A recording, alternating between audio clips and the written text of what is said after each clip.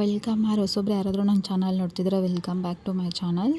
ಇವತ್ತು ನಾನು ರಾಗಿ ಮುದ್ದೆ ಜೊತೆ ಬಸ್ಸಾರು ಹೇಗೆ ಮಾಡೋದು ಅಂತ ತೋರಿಸ್ತಾ ಇದ್ದೀನಿ.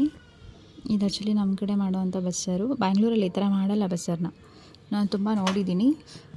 ಇದು ರೆಸಿಪಿ ಹೇಗೆ ಮಾಡೋದು ಅಂತ ನೋಡೋಣ ಬನ್ನಿ. ಈ ಥರ ಇರುತ್ತೆ ಬಸ್ಸಾರು, ಟೇಸ್ಟ್ ವೈಸ್ ಮಸ್ತ್ ಇರುತ್ತೆ.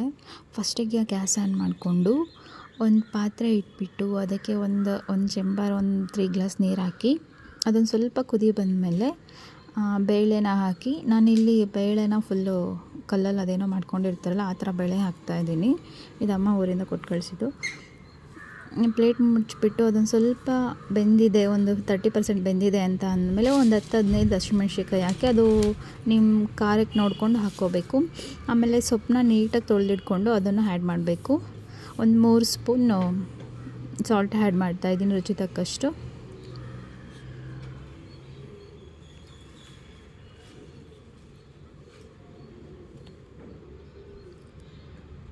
ಇವಾಗ ಉಪ್ಪು ಹಾಕಿದ್ವಲ್ಲ, ಸೊಪ್ಪೆಲ್ಲ ಮೇಲ್ಗಡೆನೇ ಇತ್ತು. ಸ್ವಲ್ಪ ಸೌಟಲ್ಲಿ ಈ ಥರ ಮಾಡಿಕೊಂಡ್ರೆ ಅದು ಎಲ್ಲ ಉಪ್ಪೆಲ್ಲ ಎಲ್ಲದಕ್ಕೂ ಇದಾಗುತ್ತೆ.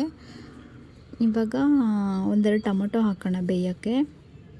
ಲಾಸ್ಟಲ್ಲಿ ಹಾಕಬೇಕು ಟೊಮೊಟೊನ, ಇಲ್ಲಾಂದರೆ ಎಲ್ಲ ಇದಾಗಿಬಿಡುತ್ತೆ ಟೊಮೊಟೊ. ಅದನ್ನು ಸ್ವಲ್ಪ ಒಳಗಡೆ ಇದು ಮಾಡಿಬಿಟ್ಟು ಲಿಡ್ ಕ್ಲೋಸ್ ಮಾಡೋಣ. ಒಂದು 20 ಮಿನಿಟ್ಸ್ ಸಾಕು ಬೆಂದ್ಬಿಡೋಕ್ಕೆ. ಇದು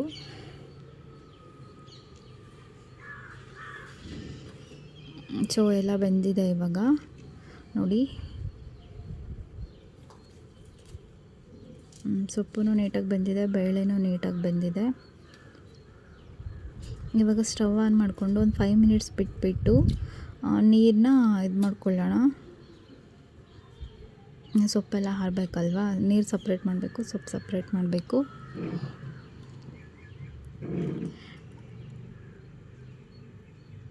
ಇವಾಗ ಹಸಿಮೆಣ್ಸಿನ್ಕಾಯಿ ಎಲ್ಲ ಬೇಯಕ್ಕೆ ಹಾಕಿದ್ವಲ್ಲ, ಬೇಳೆ ಬೆಂದಿದೆಯೋ ಇಲ್ಲ ಅಂತ ನೋಡ್ತಾ ಇದ್ದೀವಿ. ಖಾರ ರುಬ್ಕೋಬೇಕು ಇವಾಗ. ಅದಕ್ಕೆ ಸ್ವಲ್ಪ ತುರಿದಿರೋ ತೆಂಗಿನಕಾಯಿ ಹಾಕ್ಕೋತಾ ಇದ್ದೀನಿ. ಆ್ಯಂಡ್ ಬೆಳ್ಳುಳ್ಳಿ ಇದು, ಆಮೇಲೆ ಜೀರಿಗೆ, ಸ್ವಲ್ಪ ಕೊತ್ತಂಬರಿ, ಬೇಯಕ್ಕೆ ಹಾಕಿದ್ವಲ್ಲ ಟೊಮೊಟೊ 2 ಅದನ್ನು ಹಾಕ್ತಾಯಿದ್ದೀನಿ. ಮತ್ತು ಇದು ಹಸಿಮೆಣ್ಸಿನ್ಕಾಯಿ ಅಲ್ವಾ, ಹಸಿಮೆಣ್ಸಿನ್ಕಾಯಿ ನಾವು ಬೇಯಕ್ಕೆ ಹಾಕಿದ್ವಲ್ಲ ಅದು ಈ ಸೊಪ್ಪಲ್ಲಿರೋದನ್ನೆಲ್ಲ ಆರಿಸಿ ಅದಕ್ಕೆ ರುಬ್ಬಕ್ಕೆ ಹಾಕಬೇಕು.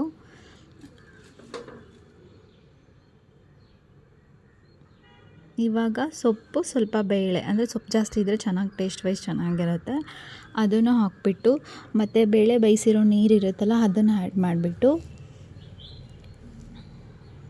ಇವಾಗ ಸ್ವಲ್ಪ ಹುಣಸೆಹಣ್ಣು ಹಾಕ್ತಾಯಿದ್ದೀನಿ. ಇವಾಗ ಲಿಡ್ ಕ್ಲೋಸ್ ಮಾಡಿಬಿಟ್ಟು ಮಿಕ್ಸಿಲಿ ಫೈನ್ ಪೇಸ್ಟ್ ಮಾಡ್ಕೊಂಡು ಬರೋಣ. ಈ ಥರ ಆದರೆ ಸಾಕು. ಇವಾಗ ಸೊಪ್ಪನ್ನ ನೀರಿಂದ ಸಪ್ರೇಟ್ ಮಾಡಬೇಕು. ಸೊ ಈ ಥರ ಹಿಂಡಬೇಕು. ನಾವೆಲ್ಲ ಕೈಯೆಲ್ಲ ಹಿಂಡೋದು ಈ ಥರ. ಕೆಲವೊಬ್ಬರೆಲ್ಲ ಹಾಗೆ ಹಾಕ್ತಾರಪ್ಪ ಒಗ್ಗರಣೆ, ಚೆನ್ನಾಗಿರಲ್ಲ ಅದು. ನೀರನ್ನು ಸಪ್ರೇಟ್ ಮಾಡಿ ಹಾಕಿದ್ರೇ ಟೇಸ್ಟ್ ಚೆನ್ನಾಗಿರೋದು. ಈ ವೆಹಿಕಲ್ಗಳ ಸೌಂಡ್ ಒಂದು. ನಾನು ವಾಯ್ಸ್ ನೋಟ್ ಕೊಡೋವಾಗ ಒಂದಲ್ಲ ಒಂದು ಡಿಸ್ಟರ್ಬೆನ್ಸ್ ಆಗ್ತಾನೇ ಇರುತ್ತೆ. ಇಲ್ಲ ನಮ್ಮನೆ ಹತ್ರ ಇರೋ ಪಕ್ಷಿಗಳು, ಇಲ್ಲ ನಮ್ಮನೆ ಹತ್ರ ಇರೋ ಪುಟಾಣಿಗಳು, ಇಲ್ಲ ಅಂದರೆ ವೆಹಿಕಲ್ಸು. ಇವಾಗ ಒಂದು ಪ್ಯಾನ್ ತೊಗೊಂಡು ಅದಕ್ಕೆ ಸ್ವಲ್ಪ ಆಯಿಲ್ ಹಾಕ್ಬಿಟ್ಟು ಒಂದು ಈರುಳ್ಳಿ ಅಂತಲೇ ಒಗ್ಗರಣೆಗೆ ಚಿಕ್ಕಕ್ಕೆ ಹೆಚ್ಕೊಂಡಿದ್ದೆ, ಅದನ್ನು ಹಾಕ್ತಾಯಿದ್ದೀನಿ. ಅದನ್ನು ಹಾಕ್ಬಿಟ್ಟು ಅದು ನೀಟಾಗಿ ಹಸಿ ಸ್ಮೆಲ್ ಹೋಗೋವರೆಗೂ ಹುರ್ಕೋಬೇಕು.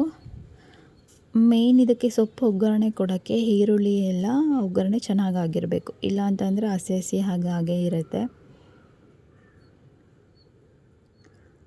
ಇವಾಗ 1-2 ಒಣಮೆಣ್ಸಿನ್ಕಾಯಿನ ಈ ಥರ ಮಾಡಿ ಹಾಕ್ತಾಯಿದ್ದೀನಿ. ಸ್ವಲ್ಪ ಚೆನ್ನಾಗಿರುತ್ತೆ ಖಾರ ಅಂತ ಹೇಳಿ.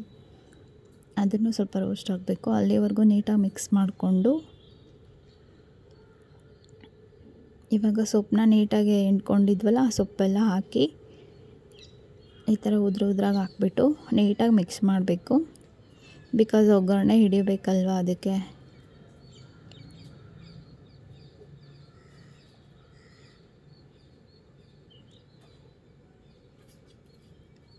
ಈ ಥರ ನೀಟಾಗಿ ಮಿಕ್ಸ್ ಮಾಡಬೇಕು. ಆಲ್ಮೋಸ್ಟ್ ಅಲ್ಲಿ ತುಂಬ ಜನ ಈ ಥರ ಮಾಡ್ತಾರೆ ಬಸ್ಸಾರನ್ನ, ಬ್ಯಾಂಗ್ಳೂರು ಕಡೆ ಈ ಥರ ಮಾಡಲ್ಲ.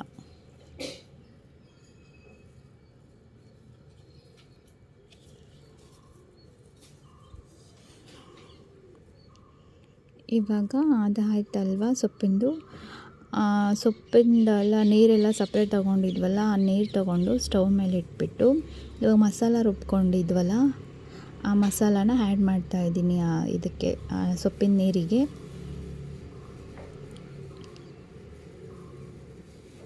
ಅದೆಲ್ಲ ನೀಟಾಗಿ ತೆಗೆದು ಆ್ಯಡ್ ಮಾಡಿ ಮಿಕ್ಸ್ ಮಾಡಬೇಕು ನೀಟಾಗಿ. ಆ್ಯಕ್ಚುಲಿ ಬಸ್ಸಾರು ಗಟ್ಟಿ ಇದ್ರೇ ಚೆಂದ, ತುಂಬ ತೆಳು ಮಾಡ್ಕೊಳಕ್ಕೆ ಹೋಗ್ಬೇಡಿ, ಚೆನ್ನಾಗಿರಲ್ಲ.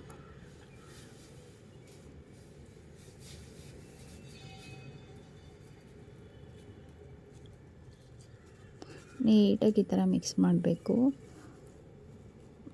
ಮಿಕ್ಸ್ ಮಾಡಿಬಿಟ್ಟು ಲಿಡ್ ಕ್ಲೋಸ್ ಮಾಡಿ ಒಂದು 10 ಮಿನಿಟ್ಸ್ ಕುದಿಯೋಕ್ಕೆ ಬಿಟ್ಟರೆ ಸಾಕು. ಇವಾಗ ಆಗಿದೆ ನೋಡಿ ಈ ಥರ. Thank you for watching. Bye bye all.